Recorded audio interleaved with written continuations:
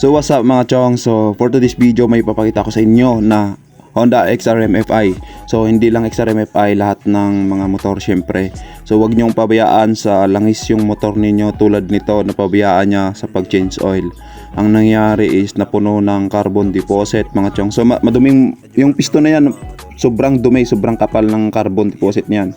So nilinisan lang namin kasi yun, kasi tinignan namin nagnanaking na yung makina niya. So nagumpugan na pala yung valve at saka piston mga chong.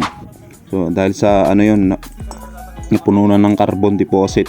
So sana naman mga chong, mga tropa natin dyan, mag change oil kayo ng mabuti. So kung hindi man 1 month, kahit 1K odo, mag change oil na kayo para hindi kayo matulad nito. Kasi ito ngayon, magkano yung gagastos niya dito? Nasa 3K ata or 2K plus. So di ba?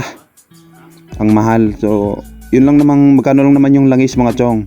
Nasa 400 to 300 lang naman yung langis, depende sa brand na ginagamit ninyo. So ngayon, ayun lang mga chong. Sheesh!